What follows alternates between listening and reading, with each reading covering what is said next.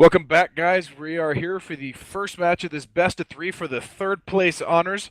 This is a rematch of an epic grudge fight between Rep Cartel and Insurance Fraud. In week one, these guys went to three in a match that came down to the final second, literally the final second, with the ship exploding to determine the winner. In week two, Rep Cartel came back to take that best of three, and here we are now for the third best of three series between these two teams, and we'll see who takes away honors. I'm Bacchanalian here with Apathetic Brent. We're looking at a Rep Cartel team consisting of two Typhoons, a Cyclone Scimitar, two Mollis, and two Kestrel.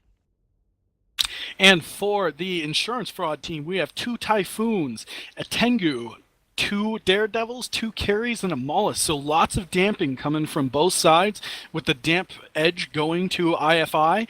Also, these Daredevils, they are something to keep an eye on. After the confusion gets started, these Daredevils can go around on the outside and pick out the enemy support really easily. What's interesting about this, though, is that the Rep Cartel team has come in with the Scimitar, whereas the Insurance Fraud has come in with a Tengu that is actually missile launcher fit. So there is no logistics on the side of the Insurance Fraud team, which means the longer this match goes, the more advantage that goes to the Rep Cartel team. That I'm not sure what that fit is on that. It's obviously missiles, but the front end looks a little different. Maybe that's just because I'm used to flying 100 MN Tengus instead of normal 10 MN fits. The match is starting in about 10 seconds, and we'll see how these guys proceed with the fight.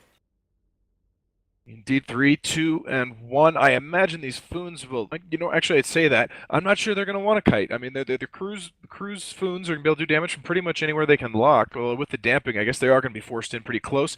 We do see them burning it. Looks like just a parallel angle. They're burning sideways as opposed to toward each other, both teams. Although we do see the frigates. Nope, they're all kind of burning away from each other. Yeah, I think right now they're just trying to figure out who's going to get out of position first. I mean, you've got an obvious primary for the Insurance Fraud team would be to take out Cyber 10 on Rep Cartel and that Scimitar.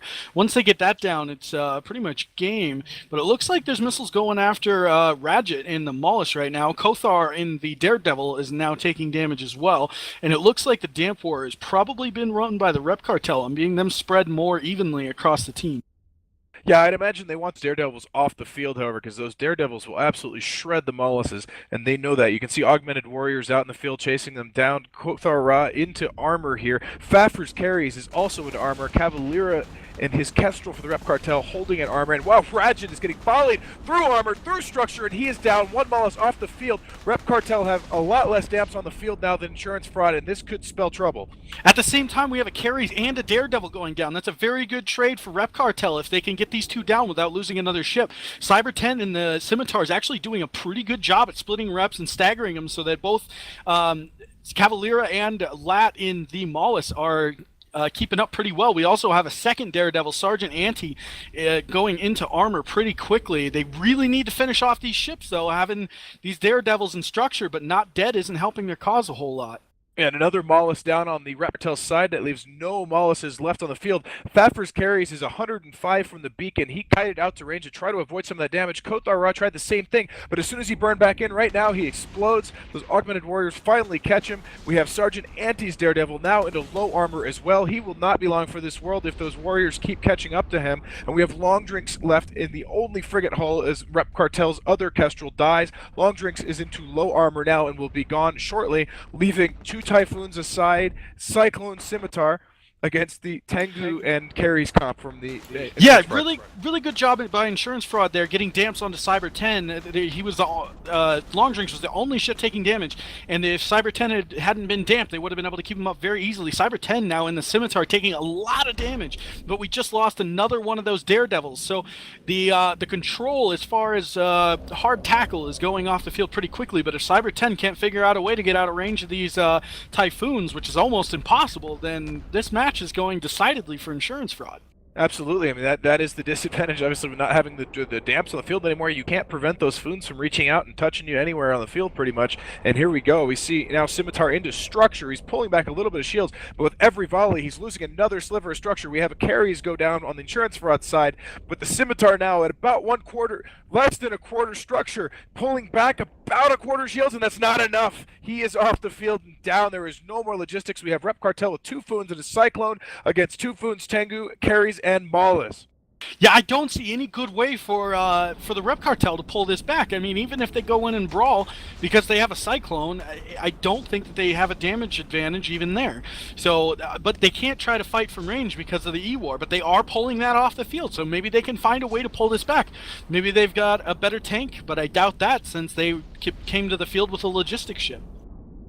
Yeah, you know what? I mean, the last Maulus is left on the field. He's in structure. I think if they get this down, it's going to become a DPS race, and I'm not sure who's got more. I mean, the Tengu, I don't know. It's still hard to call, but Bob Shaftos is in trouble.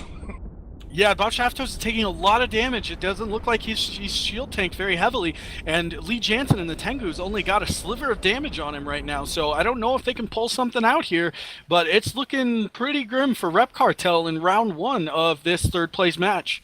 Yeah, I'm not sure if the Tengu's the best primer there. I mean, I don't imagine it's flimsier than those Typhoons, and the damage output probably not on par with them either. To me, you go after Blue Melon or DHP Wildcat, but it's not going to matter. Bob Shaftos explodes. We barely have shield damage on Lee Jansen. I think this is all she wrote from the first match for Reputation Cartel, who just have a Typhoon and Cyclone left. Now they are putting damage on DHP Wildcat, but I think it's going to be too little too late. Yeah, these Typhoons are so flimsily tanked unless yeah, DHB does have an ancillary shield booster fit. He is pulling back chunks, but I mean they are still melting fairly quickly. That was just fantastic play from the insurance fraud team to keep those damp ships alive as long as they did, and to kill off the damp ships in the Reputation Cartel. The support war is what won this fight for them, absolutely hands down. The frigate piloting is what made the difference in this match.